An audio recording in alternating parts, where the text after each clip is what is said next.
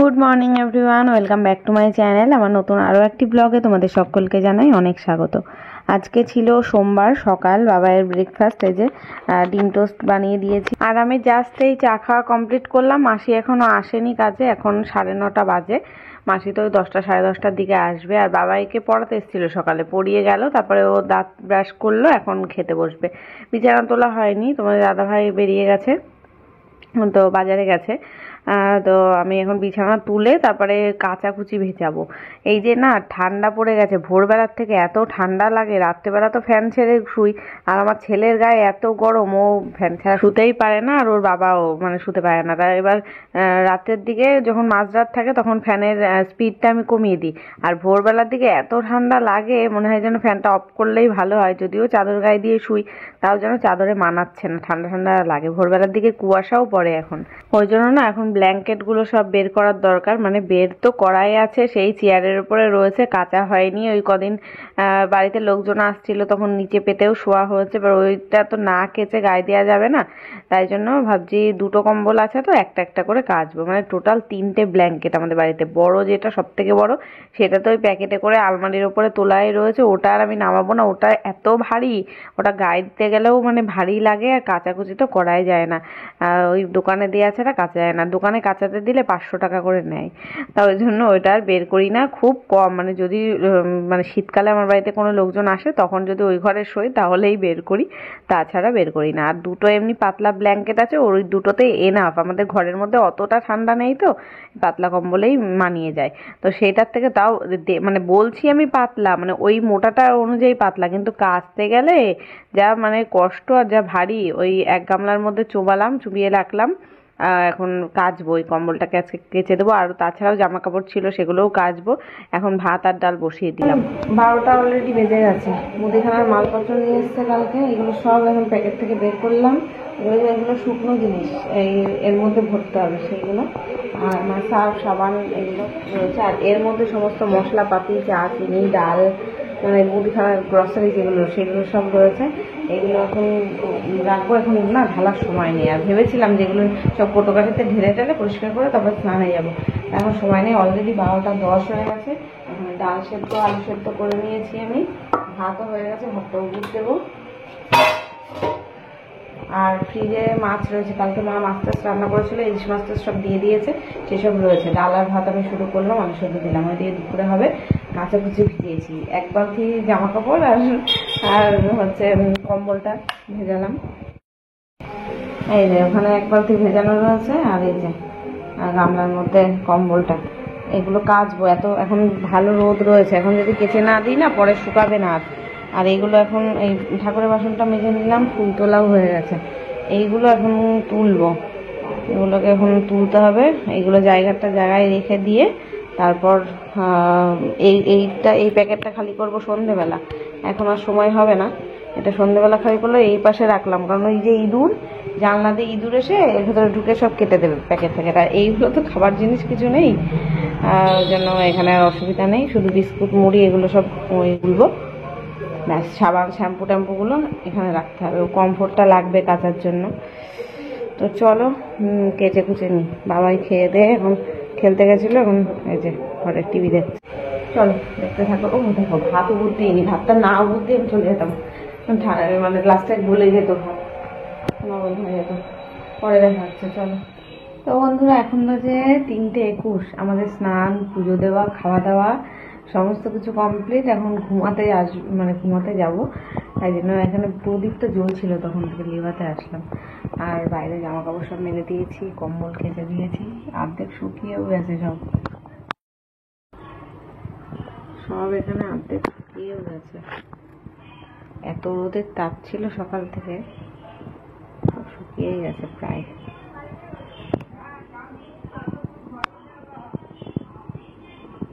অনেকের আসছে। Good evening everyone. এখন সন্ধ্যে 6:30 বাজতে যায়। এখন তো 6:30টার সময় একদম সন্ধে হয়ে যায়। বাইরে জামা কাপড় তুললাম, মা এসছে, মার মামি এসছে, সন্ধে দিয়ে দিল মা। আর আমি এদিকে চা বানাচ্ছি আমাদের 3 জনের জন্য। বাবাই পড়ে আসলো এইমাত্র, তো বাবাই খাবে না চা, আমরা 3 জনই খাবো। বাবাই খাবে চাউমিন, ওর বাবাকে ফোন করে এখন বললো চাউমিন এনে দাও, তাই খাবে। তাই জন্য আমাদের তিনজনের জন্যই চা করলাম। চলো, আমি মাথায় তেল দিয়ে স্নান করেছি, কেমন অসুস্থ অসুস্থ লাগছে আমাকে, কেমন একটা লাগছে, রোগা রোগা লাগে মাথায় তেল দিলে, তাই না? কেমন একটা অসুস্থ অসুস্থ, গলা ভেঙে গেছে এত কাচাকুচি করে আর মাথায় তেল দিয়ে জল দিয়ে স্নান করেছি, ঠান্ডা লেগে এখন গলা ভেঙে গেছে দেখছি। আমি এখানে চা বানালাম, চা বানিয়ে ওই ঘরে নিয়ে সবে দিয়েছি। এই করতে করতেই বাবার বাবা ওর চাউমিন নিয়ে এসে দিল। তা ওর একার জন্য তো না, আমরা সবাই খেয়েছিলাম। তারপরে কথা বলতে বলতে দিদিভাই আসলো ওই বাড়ির, দিদিভাইকেও একটু দিলাম, তা আবার বাড়ি নিয়ে গেল। তো এই যে চা খেতে বসেছি, মা মামি আমরা সবাই টিভি চালিয়ে একটু টিভি দেখছিলাম। আর বাবাই যেটা করে, দিদা আসলে ফোন নিয়ে ফোন গেম খেলছে বোধহয়। আর বাবা এখন বায়না ধরেছে, এই মা যদি না আসতো বায়না করতো না, এখন মা আসছে না তাই বায়না করছে ওই বাড়িতে যাবে বলে। তাও আর কি, কালকে মঙ্গলবারে বিকেলবেলা প্র্যাকটিস রয়েছে, এখন তো শীতকাল পড়ে গেছে, 3:30 থেকে প্র্যাকটিস থাকে। তাই বলেছে হ্যাঁ দুপুরবেলা যখন বাবা আসবে তখন খেতে আসবে তখন নিয়ে নিয়ে আসতে বলবা। তা আমি বলি তুই এক রাতের জন্য কি করতে যাবি? তা ও যাবে ইচ্ছা, তাই গেল। সেই রাত্রেবেলা চলে গেছিলো। আর এটা হচ্ছে মঙ্গলবারের সকাল, ঘুম থেকে উঠে এই ঘরে আসলাম আমি বিছানা তুলতে, মানে বিছানার চাদরটা পাল্টে দিলাম। পাতলা চাদরটা পাতা ছিল তো, দেখছি বেশি দিন হয়নি তাও কেমন একটা নোংরা নোংরা ভাব। আসলে নতুন চাদর পাতা থাকলে দেখবে, আর মোটা ধরনের চাদর পাতা থাকলে নোংরাটা কম হয়। আর যে কোনো পাতলা চাদর আর বেশি পুরনো হয়ে গেলে না, চাদরটা আস্তে আস্তে মাঝখানের দিকটা পাতলা হয়ে যায়, সেটা না বেশি তাড়াতাড়ি নোংরা হয়ে যায়। ওই জন্য ওটা তুলে দিলাম আর এই মোটা চাদরটা পেতে দিলাম। এখন শীতকাল, একটু মোটা সোটা চাদর পাতলে না বিছানার সাথেও লেগে থাকে, আটকে থাকে। এই চাদরগুলো খুব ভালো, একদম সরে না, মানে নেমে ঘষে ঘষে নামে তো ওরা। বাবাই পড়তে আসে, ওর বন্ধুগুলো সব পড়তে আসে, বিছানার ওপরেই মানে চটকা চটকি করে আর হচ্ছে ঘষে ঘষে নামবে একেবারে, একদম বালিশ কাঁথা সমেত একদম নিচের দিকে নেমে যায়। বিছানার তলায় যেগুলো পাতা থাকে সেগুলোও নিচে দেখে নামিয়ে দেয়। আর এই চাদরটা পাতিয়ে একদম সাইডগুলো মুড়িয়ে দিলে না পুরো অনেক দিন অ্যাকুরেট থাকে, নড়াচড়া হয় না। তো এই বিছানাটা চাদর পাল্টে দিলাম। এখনো মাসি হ্যাঁ এসে গেছে, বাসন মাজছে কলে, ওই জন্য সেই ফাঁকেই আগে তাড়াতাড়ি করে ঘর পরিষ্কার করে দিচ্ছি। দুই ঘরে বিছনা টিছনা তুলে ঝেড়ে ঝুড়ে দেবো, তাহলে পরে এখন এসে ঘর ঝেড়ে ঘর মুছে দেবে। আর আমি এখন যাব চা করতে, চা বানাবো, চা খাবো আমি মাসি। আর কালকে না বাজার করে এনে দিয়েছিল তোমাদের দাদাভাই, মাছ মাছ এনেছিল, মাছের তেল টেল এসব নিয়ে এসেছিল, কিন্তু কিচ্ছু রান্না করিনি, কারণ আগের দিনের মা ইলিশ মাছ পাঠিয়ে দিয়েছিল। ডাল তো করেইছিলাম কালকে ডালটাও এখনো অবধি রয়েছে। তো আর কালকে রাত্রেবেলা বাবাই তো চলে গেল মার সাথে, আর তোমাদের দাদা ভাইয়ের নেমন্তন্ন ছিল, একটা জন্মদিনের অনুষ্ঠান ছিল, তাই সেখানে খেতে গেছিল। আর আমার জন্য আর আমি রাত্রে ভাত করিনি আর কিছুই করিনি, ডালটা ছিল, ওই ডালটা ফ্রিজে তুলে রেখেছিলাম। আর আমার জন্য ও রুটি আর তরকা নিয়ে এসে দিয়েছিল দোকান থেকে, তাই খেয়েছিলাম। তবুও এখনো পুরোটা খেতে পারিনি, অর্ধেকের বেশি রুটি রয়েছে, সেটা সকালবেলা ব্রেকফাস্ট করব, ফ্রিজ থেকে বের করে রেখেছি। তো এদিকে বসিয়ে দিলাম ভাত, আর কালকের ডাল রয়েছে, আর মাছ এনেছিল, মাছ তারপরে মাছের তেল এনেছিল, সেগুলো সব ফ্রিজ থেকে বের করে রেখেছি।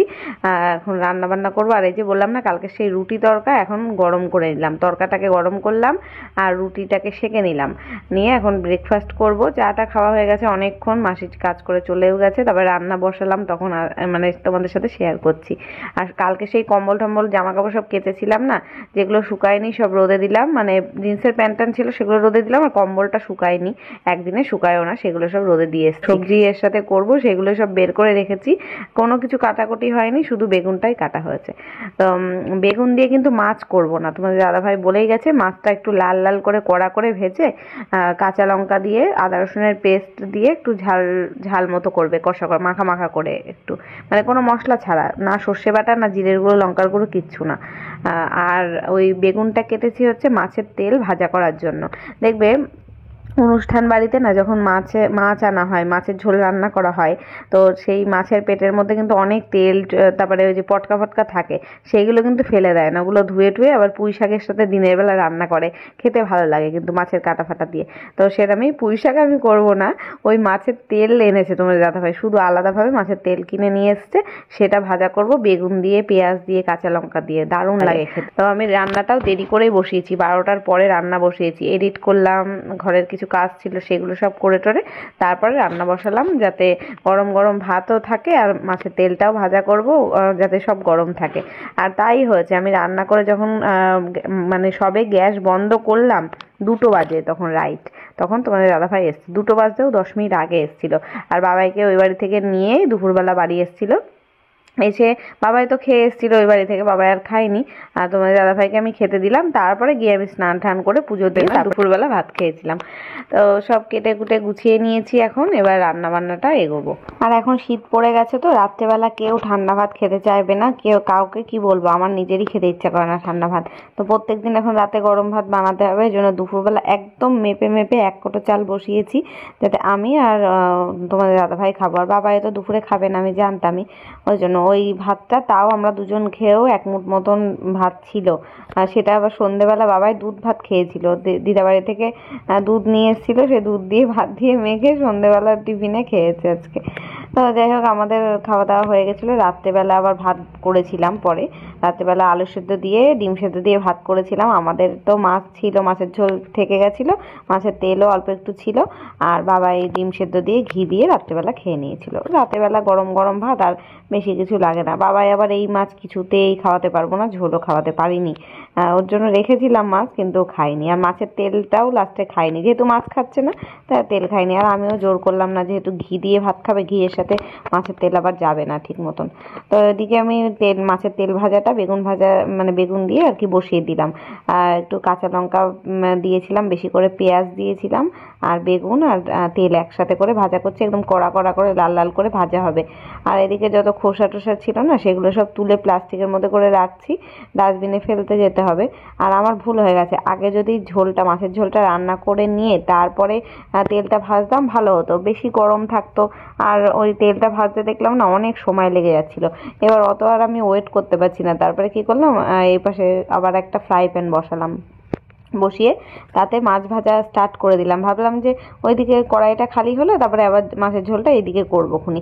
তার কড়াই আর খালি করিনি, ওই মাছের তেল ভেজেই কড়াই আর নামিয়ে দিয়েছিলাম, কারণ কড়াইটা পুড়ে কালো হয়ে গেছিল কেমন একটা। কেন পুড়ে গেল কে জানে, ভেতরটা অবশ্য যে ডোলে তোলা যাবে না সেরকম পোড়া না, ওই মনে হয় হলুদের একটা স্তর পড়ে না, হলুদ লবণের ইয়েতে আর কি কালো কালো হয়ে গেছিলো। তা জলে খানিকক্ষণ ভিজিয়ে রাখার পরে দেখলাম এমনিই উঠে যাচ্ছে আস্তে আস্তে। তো ফ্রাই প্যান বসিয়ে এদিকে মাছের ঝোলটা একেবারে মাছ ভাজার পরে এর মধ্যেই করে নিলাম, কারণ বেশি ঝোল তো হবে না। আর একটাই ভুল হয়ে গেছে, সব কিছু এনেছে তোমাদের দাদাভাই এই মাছ করার জন্য, কিন্তু ধনে পাতাটা আনেনি। আর ধনে পাতা ছিল না, আর আমার ইচ্ছা করলো না যে ওই দিদিভাইদের বাড়িতে চাই তাই কারোর বাড়িতে চেতে না, আমার ইচ্ছা করে না। বাবাই থাকলে তবু হয়তো ওকে দিয়ে একটু দোকানে পাঠাতাম, আর ও বাবাই বাড়ি ছিল না বলে আর কোথাও আর পাঠায়ও নি। ওই ধনে পাতা ছাড়াই রান্না করে দিয়েছি, তাও ভালো লাগছিল। অনেকদিন পরে মশলা টশলা ছাড়া এরকম পাতলা ঝোল খেলাম তো ভালো লাগছিল।